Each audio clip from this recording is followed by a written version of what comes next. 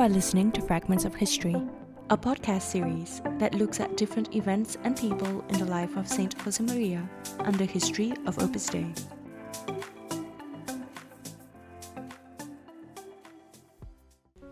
At the end of 1937, Saint Josemaría and some of the first members of Opus Dei and friends crossed the Pyrenees to the so-called National Zone, where it was easier for Saint Josemaría to continue his priestly work.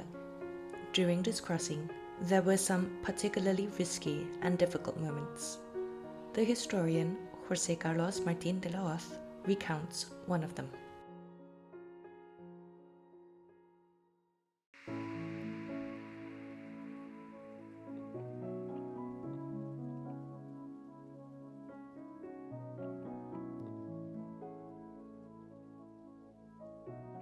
Among the episodes of the Spanish Civil War and its relationship with the history of Opus Dei, there is an event that is usually called the Crossing of the Pyrenees, or the Passage of the Pyrenees, which consists of the move of the founder of Opus Dei, St Josemaría, and a group of his sons to the National Zone, specifically in the final days of the month of November to early December 1937. This general episode of the move to the other zone, from the Republican zone, had a single objective, which was to recover freedom of movement so that St Josemaría, as a priest, as the founder of Opus Dei, could carry out his pastoral work freely. It is fascinating that there are many little micro-stories that could be told, supernatural events and human events that intertwine within this general history of the Civil War, or within the general history of Opus Dei, because Opus Dei is both divine and human. I would now like to refer to a very specific event that takes place within the story of the crossing of the Pyrenees, and that is the time spent by Juan Jiménez Vargas, a doctor, the right-hand man of the founder of Opus Dei because of his human and supernatural maturity. He, as a doctor and specialist in physiology, directed the preparation of the group so that they could make the crossing. This fact, the physical and mental preparation of the founder and the group of young people who surrounded him, will help us understand why so much time was spent on this preparation in the course of the story we are about to tell. That group of expedition members arrived in Barcelona at the end of September 1937, and it was not until about 6:30 in the evening on the 27th of November that they began the 5-day journey that would take them through the Pyrenees Mountains to Andorra, and from there to the other area into which Spain had been divided during the Civil War. It is interesting to study the reason for those weeks of waiting. Juan Jiménez Vargas was a specialist in physiology. In fact, he was already working on his doctoral thesis on this subject, and in 1942, shortly after the end of the Civil War, he obtained the chair of physiology at the University of Barcelona. This is precisely what he focused on the human being's capacity to take risks, to face adventures of effort. Juan would lead the group through the streets of Barcelona, avoiding the checkpoints that the militiamen subjected the passers-by to, so that through these walks they could prepare themselves. St Josemaría had to make this journey from the legation of Honduras, where he had been a refugee from March to September 1937, in very precarious conditions, both in terms of food and ventilation, because he had been locked up in a room with another small group, miraculously saving his life, but in any case locked up. Time was required, therefore, to walk, to learn, to recover, to climb hills, to make efforts, to overcome obstacles, to regain his balance, and also to eat. This is because the food that both St Josemaría and the others had been eating in the previous period was not the most adequate.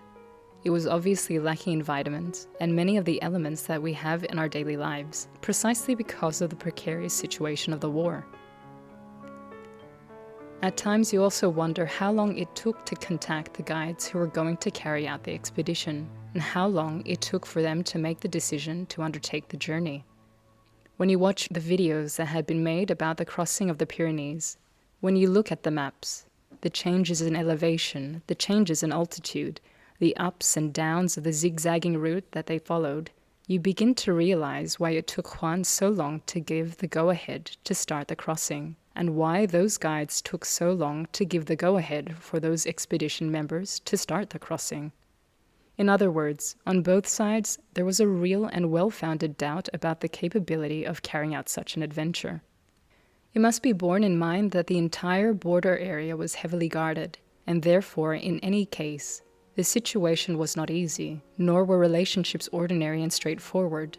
Everything was done through third parties.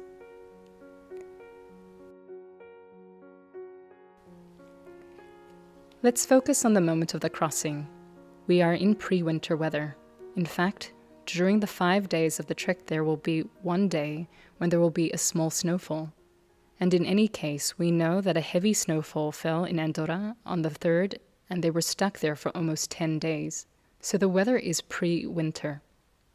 It is the 27th of November, 6:30 in the afternoon, and the guide finally appears in the Rialp Mountains. When the guide appeared that afternoon and gave the instructions to the group that was going to make the crossing, St Josemaría, the group of university students around him, the professionals, and other groups that had been gathering because the expedition was quite large, there were almost 40 people. The instructions given by the guide are 3 very precise ones. First, they will walk for 12 hours a day at night. They will rest during the day in places prefixed by a guide they trust.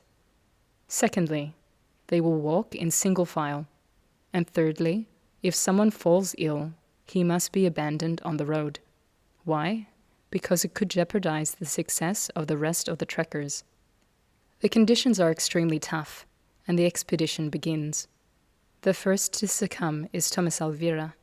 On the first of the hikes, in fact, it becomes clear that the training, the ability to eat, to recover from the food had been incorrect, and he falls on the path, completely spent.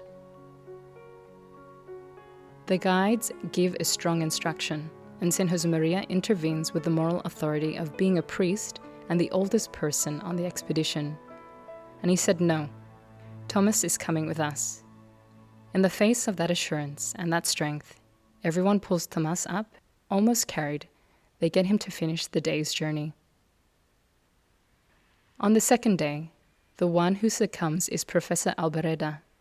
Josemaría Albareda, who was a professor of soil science and therefore theoretically the best prepared of them all, since he was a man who was dedicated to the study of soil and was a specialist in long walks in the mountains, in steep areas of soil preparation, etc. But undoubtedly, so many months of war, of conflict, of lack of food, meant that on the second day he was as if he was dazed, as if he had gone. Finally, all together, they managed to lift him up and carry him. In the early hours of the morning of the 2nd of December, that is, we are already on the 5th day, the last day, a few hours later they will reach Andorra and reach freedom. The one who succumbs is St Josemaría. In one of those stops they had made along the way, almost at dawn when they sit down, St Josemaría trembles like a leaf. His whole body trembles. He has fallen into what is called hypothermia, a situation in which the temperature has dropped so low, the exhaustion is so total that he is in a state of pre-death. Juan Jiménez Vargas made a blunt decision. Everyone on top of him.